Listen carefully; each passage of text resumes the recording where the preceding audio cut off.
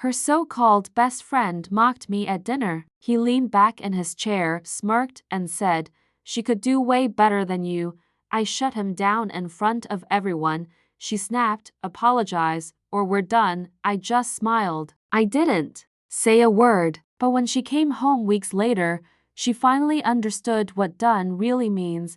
For 3 years, life with Clara was good. Great, even. I'm an attorney. My job is basically wading through the darkest corners of human nature day after day. Coming home to her was my reset button, like stepping into fresh air after hours in smoke. Clara was a paralegal, sharp, determined, with a burning dream of law school. I loved that fire in her. We were building something together in the old townhouse I'd spent years restoring. It wasn't just a roof, it was the foundation of the future I saw for us. I wasn't throwing money at a girlfriend. I was investing in the woman I planned to marry, but there was always static, a low hum in the background that never went away. And that static had a name: Ethan. Ethan had been Clara's best friend since college. He fancied himself a creative, a graphic designer who sneered at anyone with a 9-to-5. In reality, he was barely scraping by, designing menus for sandwich shops to make rent. According to Clara, though, he was her ride or die, her platonic soulmate, her protector. To me, he was nothing but a leech with a superiority complex. And worst of all, he seemed to have made it his personal mission to sabotage us. I'll give him credit, he was good at it. Never anything direct, never enough to call him out without looking insecure. Just subtle digs, poison wrapped in fake charm. His favorite topic? Clara's ex, Daniel, a musician who broke her heart years ago. If I took Clara on a hard-earned vacation to Greece, Ethan would bring up some spur-of-the-moment road trip they once took. "Remember that, Clara?" he'd say, wistfully. "You can't plan moments like that. You just have to be with someone who gets your spirit." The message was clear. I was the dull, safe option. He was the guardian of her wild side, and Clara? She lapped it up. Every time I hinted that he was crossing a line, she'd get defensive. "He's just being Ethan. He was there when Daniel crushed me. He's like family, Noah. I'm a patient man. You have to be, in my line of work. You don't jump on the first piece of evidence. You wait. You let the other side talk. You let them tighten the noose around their own neck." And I waited for Ethan to hand me the rope. The chance came a month ago. I had just won the biggest case of my career. 6 months of my life poured into it. Endless nights, weekends lost to stacks of paperwork. But we won, and it was a milestone for both me and my firm. To celebrate, I hosted a dinner party. My closest friends came, the ones who'd barely seen me for half a year. And because I was still trying to play the good guy, I told Clara she could invite her people, which, of course, meant Ethan would be there.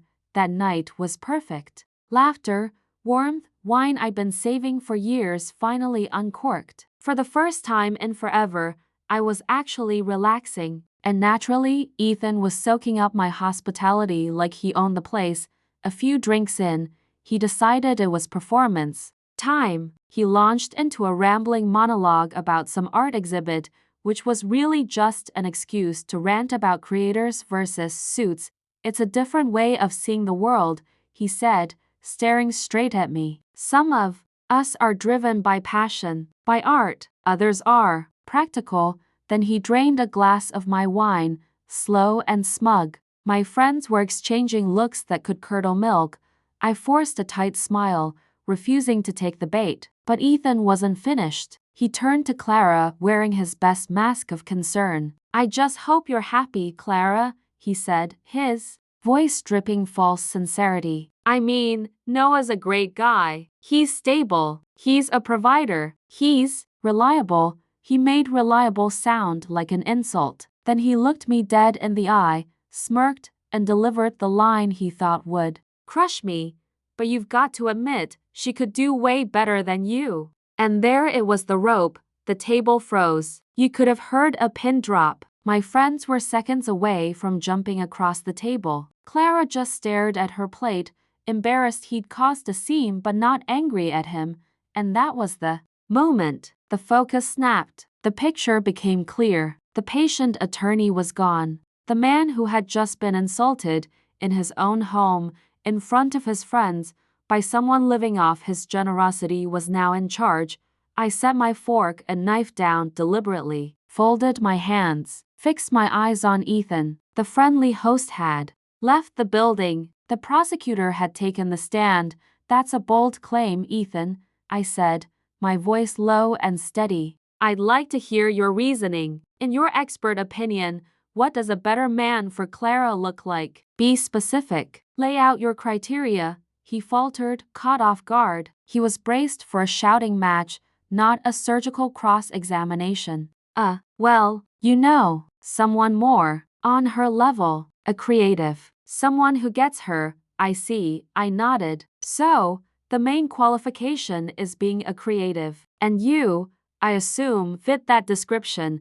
I think I understand her better than anyone. He puffed out his chest. Perfect, I said. So you're the gold standard. Let's test that. Let's move past vibes and talk about investment. Something measurable. The room was silent. As everyone here knows, Clara's in her second year of law school. One of the best programs in the country, with the kind of tuition that makes your eyes water. I'm paying for it. Every cent. That's not just money, it's faith. Faith in her, in our future. So tell me, Ethan, as Clara's supposed gold standard, what have you invested in her future lately? Other than constantly trashing me, I mean, Ethan's face went pale. Clara looked at me, panicked. Noah, don't, I raised a hand, cutting her off. My eyes never left his. I'm not finished. Let's talk about her car. Safe, reliable, gets her to school and back. I bought it for her. You've got a car too, right, Ethan? That flashy little convertible that breaks down every other month. And Clara has had to loan you money for repairs at least 3 times in the last 6 months, hasn't she? Money that came out of our household account. An account I'm the only one funding. So, in a very real sense, Ethan, I'm not just investing in Clara's future. I'm also paying to keep your hipster toy on the road. You're welcome.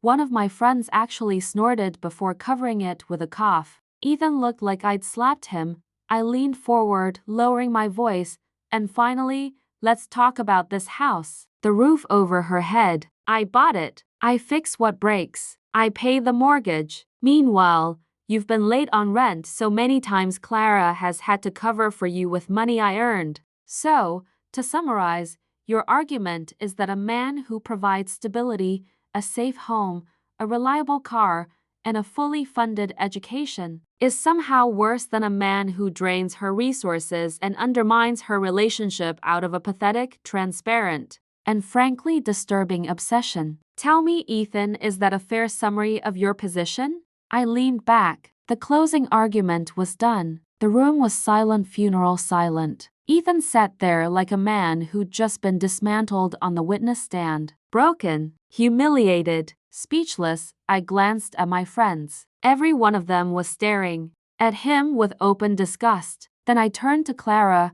Her face was a storm shock, embarrassment, confusion all swirling at once. But the emotion that broke through wasn't relief. It wasn't gratitude. It was fury. Pure, white-hot fury. She shot up from her chair, the legs screeching across the floor. Her whole body shook as she hissed, I cannot believe you just did that. You humiliated him in front of everyone. He humiliated himself, Clara, I replied, my voice tired now. All I did was present the evidence, apologize to him, she snapped, her eyes blazing not at him, but at me. Right now, apologize to my best friend for what you did. Apologize, or we're over. There it was, the ultimatum, the final piece of evidence. She wasn't standing beside me. She was defending him, choosing him, the love I'd carried for her didn't just fade, it was executed.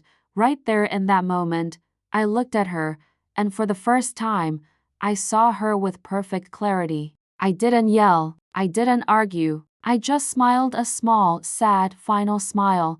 Then I stood, lifted my wine glass, and walked into the kitchen, leaving her frozen in the silent dining room.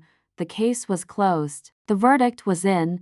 The aftermath was swift. Clara and Ethan stormed out together that night. She moved in with him immediately, a choice made in rage and pride, not reason. She thought it was a challenge, a gauntlet thrown. In her mind, I'd be crawling back soon, begging to undo the damage, but she had no idea I had already accepted her terms. For 2 weeks, I went dark. No calls answered, no texts replied to. Her flood of angry, then confused, then desperate messages went ignored. Friends she sent to plead her case? Ignored. I was a ghost. Instead of chasing her, I went to work. The house that had felt like ours now felt like a crime scene. So I cleaned it methodically, ruthlessly. I packed every single one of her belongings in 2 boxes. It wasn't angry, it was surgical, a cleansing. I was an executor settling the estate of a dead relationship.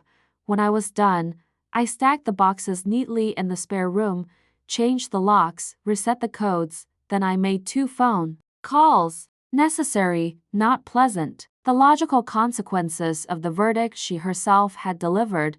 The first was to the dean of admissions at her law school. I'd established a good relationship with him through alumni work. Calmly, professionally, I explained that due to permanent changes in my personal life, the private scholarship fund I had created to cover Clara's tuition would be dissolved. Effective immediately, the second call was to the managing partner at my firm. I had moved mountains to secure Clara a coveted summer internship, a launchpad for her legal career. I informed him that, due to irreconcilable personal conflicts, the offer needed to be rescinded. I felt no joy in it. No revenge. My support for her had been built on the foundation of partnership. She had taken a hammer to that foundation. And so, the structure collapsed. Exactly 2 weeks after that dinner, she appeared at my door. I watched her on the security camera, fumbling with her key, anger flashing when it didn't work. Finally, she rang the bell. I opened the door,